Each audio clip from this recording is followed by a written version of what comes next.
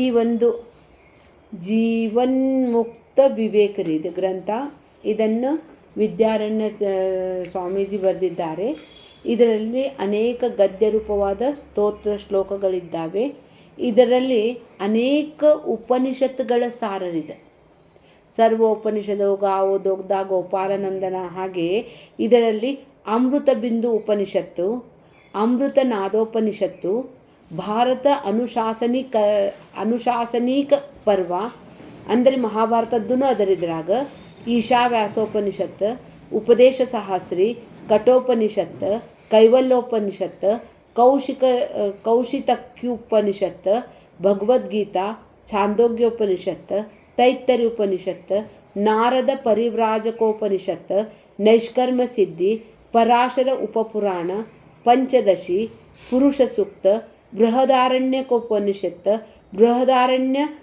ಬೃಹದಾರಣ್ಯಕ ವಾರ್ತಿಕ, ಬೃಹಸ್ಪತಿ ಸ್ಮೃತಿ, ಬ್ರಹ್ಮೋಪನಿಷತ್, ಬ್ರಹ್ಮಸೂತ್ರ, ಭಾಗವತ, ಮಹಾಭಾರತದ ಶಾಂತಿ ಪರ್ವ, ಮಹಾನಾರಾಯಣೋಪನಿಷತ್, ಮನುಸ್ಮೃತಿ, ಮುಂಡುಕೋಪನಿಷತ್ ಮತ್ತು ಮೈತ್ರೇಯ ಉಪನಿಷತ್, ಯೋಗಸೂತ್ರ, ವ್ಯಾಸಭಾಷ್ಯ, ಯೋಗ ವಾಸಿಷ್ಠ, ಯೋಗ ಸೂತ್ರಗಳು, ಲಘು ಯೋಗ ವಾಸಿಷ್ಠ, ವಾಲ್ಮೀಕಿ ರಾಮಾಯಣ, ರುದ್ರಹಾರಿತ ಸ್ಮೃತಿ, ವಿಷ್ಣು ಪುರಾಣ, ಶ್ವೇತೋಪನಿಷತ್, ಸೂತ ಸಂಹಿತ.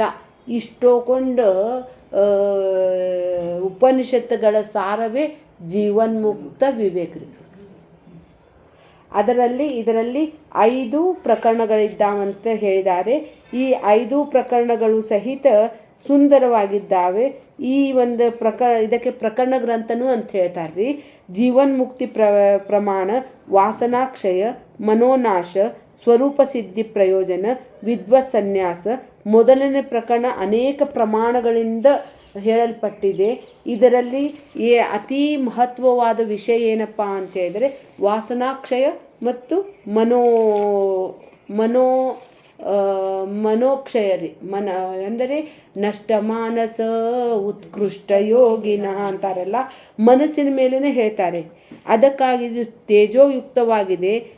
ವೇದಾಂತಗಳನ್ನು ಬಲ್ಲವರು ಇದನ್ನು ಚೆನ್ನಾಗಿ ತಿಳಿದುಕೊಂಡು ತಮ್ಮ ಜೀವನವನ್ನು ಅವರು ಸಾರ್ಥಕಪಡಿಸಿಕೊಳ್ಳಬಹುದಂತ ಹೇಳಿನೇ ವಿದ್ಯಾರಣ್ಯ ಮಹರ್ಷಿರಿ ಇದನ್ನು ಯಾವಾಗ ಹೇಳಿದ್ದಾರೆ ಅಂತ ಹೇಳಿದರೆ 1377 ಅಂತ ಹೇಳ್ತಾರೆ.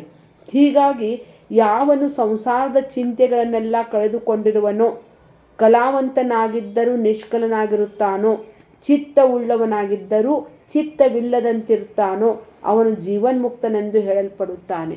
ಯಾರಿಗೆ ಜೀವನ್ಮುಕ್ತ ಅಂತ ಹೇಳ್ತಾರೆ ಅಂತ ಹೇಳಿದರೆ ಅವನು ಸಂಸಾರದ ಚಿಂತೆಯೆಲ್ಲ ಕಳ್ಕೊಂಡಿರ್ಬೇಕ್ರಿ. ಸಂಸಾರ ಅಂದರೆ ಏನಪ್ಪ ಅಂತ ಹೇಳಿದ್ರೆ ನಮ್ದು ಹ್ಯಾಂಗಾದೀತು, ಸಮ್ಯಕ್ ಸರತಿ ಇತಿ ಸಂಸಾರ. ಕ್ಷಣಕ್ಕೂ ನಮ್ಮ ಬುದ್ಧಿ ಬದಲಾಗ್ತೈತೆ ನೋಡ್ರಿ, ಅದಕ್ಕೆ ಸಂಸಾರ ಅಂತಾರೆ. ಆ ಸಂಸಾರದ ಚಿಂತೆ ಬಿಟ್ಟವನಾಗಿರಬೇಕು. ಆತ್ಮನ್ನೇವಾತ್ಮನಾ ತುಷ್ಟ ಸ್ಥಿತಪ್ರಜ್ಞಸ್ತದೋಚತೆ. ತನ್ನಲ್ಲಿ ತಾನು ಆನಂದಿತನಾಗಿರಬೇಕು. ಎಲ್ಲಿದ್ದಾನೆ ವಸ್ತು ವ್ಯಕ್ತಿ ಪ್ರಸಂಗಗಳಲ್ಲಿ ಆನಂದ ಹುಡುಕಂಗಿಲ್ಲ ರೀ. ನಾನೇ ಆನಂದ ಸ್ವರೂಪನಿದ್ದಾನೆ ಅನ್ನುವಂಥವನು ಸಂಸಾರದ ಚಿಂತೆ ಮಾಡೋದಿಲ್ಲ. ಕಲಾವಂತನಾಗಿದ್ದರೂ ಸಹಿತ ನಿಷ್ಕಲನು. ಅವನಿಗೆಲ್ಲ ಕಲಾ ಬರ್ತಾವ್ರಿ. ಹಾಡೋದು ಬರ್ತೈತಿ, ಡ್ಯಾನ್ಸ್ ಮಾಡೋಕೆ ಬರ್ತೈತಿ. 64 ಕಲೆಗಳು ಬಂದರೂ ಸಹಿತ ಅವು ಯಾವುದು ಅಧ್ಯಾತ್ಮಕ್ಕೆ ಯೋಗ್ಯ ಇಲ್ಲ ಅಂಥೇಳಿ ಅದನ್ನೆಲ್ಲ ಅವನು ಮಾನಸಿಕವಾಗಿ ಬಿಟ್ಟಿರ್ತಾನೆ ರೀ. ಅದರಲ್ಲಿ ರುಚಿ ಇರಂಗಿಲ್ಲ. ನಿಷ್ಕಲರಿ ಚಿತ್ತ. ಮತ್ತೆ ಹೇಳ್ತಾರೆ ಚಿತ್ತವಿಲ್ಲದಂತಿರುವನು ಅಂತ ಹೇಳಿದರೆ ಮನಸ್ಸಿನಲ್ಲಿ ಅನೇಕ ವಿಚಾರಗಳಲ್ಲದೆ ಇರುವಂಥವನಿಗೆ ಜೀವನ್ಮುಕ್ತನೆಂದು ಹೇಳುತ್ತಾರೆ ಅಂಥೇಳಿನೇ ಈ ಒಂದು ಗ್ರಂಥದ ಹೆಸರೇ ಜೀವನ್ಮುಕ್ತ ವಿವೇಕರಿ.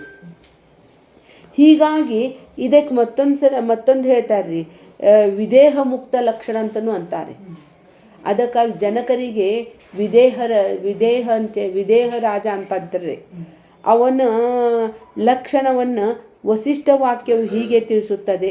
ತನ್ನ ದೇಹವು ಕಾಲವನ್ನು ಹೊಂದಿದಾಗ ಗಾಳಿಯು ಸ್ಪಂದನ ರಹಿತವಾಗುವಂತೆ ಅವನು ಜೀವನ್ಮುಕ್ತಿ ಪದವನ್ನು ತ್ಯಜಿಸಿ ವಿದೇಹ ಮುಕ್ತತ್ವವನ್ನು ಹೊಂದುತ್ತಾನೆ. ಹೀಗಾಗಿ ಈ ಒಂದು ಜೀವನ್ಮುಕ್ತದಲ್ಲಿ ನಮಗೆ ಸಾಧನೆ ಹೇಳಿದ್ದಾರೆ. ಒಂದು ತತ್ವಜ್ಞಾನ, ಒಂದು ಮನೋನಾಶ, ಇನ್ನೊಂದು ವಾಸನಾಕ್ಷಯ. ಈ ಮೂರೂ ಸಾಧನೆಗಳನ್ನು ಸಾಧಿಸುತ್ತಲೇ ಹೋದವರಿಗೆ ಮಾತ್ರ ಜೀವನ್ಮುಕ್ತರಿ. ಕಠಿಣದ ರೀ, ಆದರೆ ನಾಮುಮ್ಕಿನ್ ಅಂತಿಲ್ಲ, ಆಗ್ತೈತಿ. ಮನಸ್ಸನ್ನು ನಿಯಂತ್ರಿಸವಾಗದಿದ್ದರೆ ವಾಸನೆ ಹೋಗೋದಿಲ್ಲ ರೀ. ವಾಸನೆ ಹೋಗದಿದ್ದರೆ ಚಿತ್ತವು ಶಾಂತವಾಗುವುದಿಲ್ಲ. ಚಿತ್ತವೃತ್ತಿ ಮನೋವೃತ್ತಿಗಳಿಂದ ತುಂಬಿರುತ್ತದೆ. ಮನೋನಾಶವೆಂದರೆ ನಿಜವಾಗಿಯೂ ಮನಸ್ಸಿನ ನಾಶ ಅಲ್ಲ ರೀ, ಮನಸ್ಸಿಲ್ಲ ಇಲ್ಲ ರೀ. ಹಂಗೆ ನೋಡಿದರೆ ಅದಕ್ಕಾಗಿ ಆ ಮನಸ್ಸದ ಸ್ವಭಾವ ಏನಂತಲ್ಲ, ಹರಿಯೋದ ಅದಕ್ಕೆ ಸ್ವಭಾವ ರೀ. ಹರಿಲಿ ಬೀಳಲಿ ಅನ್ಬೇಕ್ರಿ. ಅದಕ್ಕೆ ಭಾಳ ಅಟೆನ್ಷನ್ ಕೊಡಬಾರ್ದು ನಾವು.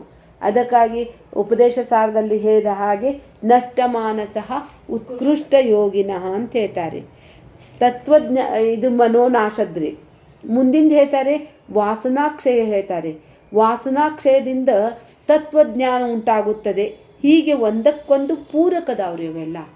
ವಾಸನಾ ಅಂತ ಹೇಳಿದರೆ ಈ ಮುಂಚಿತವಾಗಿ ಭೋಗವನ್ನು ಭೋಗಿಸಿರುವಂತಹ ಇದು ಅನುಭವ ಇರ್ತೈತ್ರಿ ಅಲ್ಲಿ. ಇದು ಅದಾವಲ್ರಿ, ಅಡಿಕೆ ಗಿಡ, ತೆಂಗಿನ ಗಿಡ, ಅದದ್ದು ಒಂದು ಗರಿ ಬಿದ್ದ ಮೇಲೇನು ಸಹಿತ ಒಂದು ಕಚ್ಚು ಬಿದ್ದಿರ್ತೈತ್ರಿ. ಈ ಮುಂಚಿತವಾಗಿ ಇಲ್ಲೇ ಒಂದು ಎಲೆ ಇತ್ತು ಅನ್ನೋದು ಗೊತ್ತಾಗ್ತೈತಿ. ಹೇಗೋ ಹಾಗೆ ನಾವು ಭೋಗಿಸುವಂಥ ಭೋಗದಲ್ರಿ ಅದು ಒಂದು ವಾಸನಾ ಬಿಟ್ಟ ಹೋಗ್ತೈತ್ರಿ. ಅದಕ್ಕೆ ವಾಸನಾಕ್ಷಯ ಆಗ್ಬೇಕಂತ ಹೇಳಿದರೆ ಅನಂತ ಜನ್ಮದ ಪುಣ್ಯನೂ ಇರಬೇಕು. ಅದಕ್ಕಾಗಿ ಮನುಷ್ಯಾನಾಂ ಸಹಸ್ರೇಶು ಕಶ್ಚಿತ್ ದತತಿ ಸಿದ್ಧಯೇ ಕಶ್ಚಿನ್ ಮಾಂ ವೇತ್ತಿ ತತ್ವತಃ ಅಂತ ಹೇಳ್ತಾರೆ. ಬಹಳ ದಿನದ ಸಾಧನ ಬೇಕ್ರಿ. ಅದು ಒಂದು ದಿನ 2 ದಿನ ಯಾರಿಗೂ ಗೊತ್ತಿಲ್ಲ, ಆದರೂ ಆಗ್ತಿರ್ಬೋದು, ಆದರೆ ಆಗಂಗಿಲ್ಲ ಅಂಥೇಳಿ ಬಹಳ ಜನರ ಅಭಿಪ್ರಾಯದಲ್ಲಿ. ವಾಸನೆಗಳಿಲ್ಲದಿದ್ದರೂ ಇಂದ್ರಿಯಗಳು ತಮ್ಮ ವಿಷಯದಲ್ಲಿ ಪ್ರವರ್ತಿಸುತ್ತವೆ ಅಂತೇಳಿ ಜ್ಞಾನಿ ತಿಳ್ಕೊಂಡಿರ್ತಾನೆ. ಪಶ್ಯನ್ ಶೃಣನ್ ಸ್ಪೃಶನ್ ಜಿಗ್ರನ್ ಅಶ್ನನ್ ಗಚ್ಚನ್ ಸ್ವಪನ್ ಶ್ವಸನ್ ನೈವ ಕುರ್ವನ್ನ ಕಾರಯನ್ ಇಂದ್ರಿಯಾರ್ಥೇಶು ವರ್ತಂತೆ ನೈವ ಕುರ್ವನ್ನ ಕಾರಯನ್.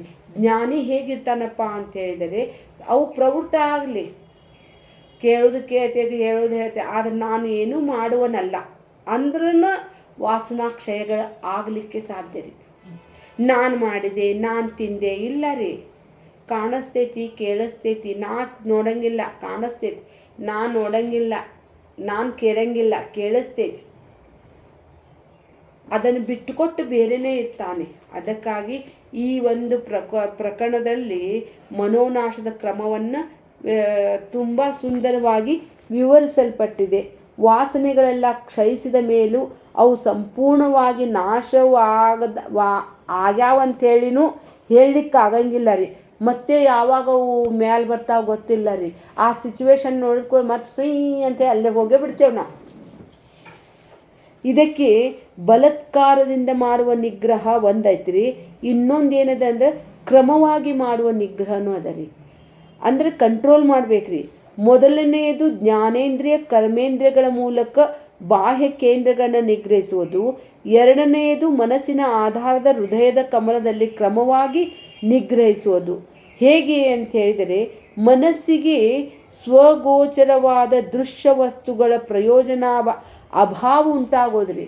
ಅಂದರೆ ಒಂದು ಹುಗ್ಗಿ ಮಾಡಾಕತ್ತಾರ್ರಿ, ಎಷ್ಟೋ ಕೊಂಡು ಬೆಂಕಿ ಹಾಕಿದಾರ್ರಿ. ಅದು ಬೆಂಕಿ ಚಲೋ ಕುದಿಲಿಕ್ಕತ್ತೈತ್ರಿ.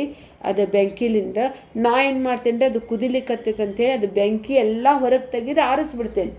ಆರಿಸಿದರೂ ಸಹಿತ ಈ ಮುಂಚಿತವಾಗಿ ಆ ಬೆಂಕಿಯ ಸಂಸರ್ಗದಲ್ಲಿ ಇದ್ದಿದ್ದ ಕಾರಣವಾಗಿ ಬೆಂಕಿ ತೆಗೆದ್ರೂ ಕುದಿತಿರ್ತೈತ್ರಿ. ಅದು ಸಹಜದ. ಅವಾಗಂತೇವೆ ನಾವು ಪಶ್ಯನ್ ಶೃಣ್ವನ್ ಸ್ಪೃಶನ್ ಜಿಗ್ರನ್ ಅಶ್ನನ್ ಗಚ್ಚನ್ ಸ್ವಪನ್ ಶ್ವಚನ್. ಈಗ ಫ್ಯಾನ್ ತಿರುಗಾಕತ್ತೈತ್ರಿ. ಇದು ಫ್ಯಾನ್ ತಿರುಗ್ತಾ ಇದೆ, ನಾನು ಕರೆಂಟ್ ಲೈಟ್ ಇದನ್ನು ಬಟನ್ ಬಂದ್ ಮಾಡಿಬಿಡ್ತೇನೆ ರೀ. ಬಂದ್ ಮಾಡಿದರೂ ಸಹಿತ ಇದು ತಿರುಗ್ತಿರ್ತೈತ್ರಿ ಸ್ವಲ್ಪ ಹೊತ್ತಿನ ತನಕ.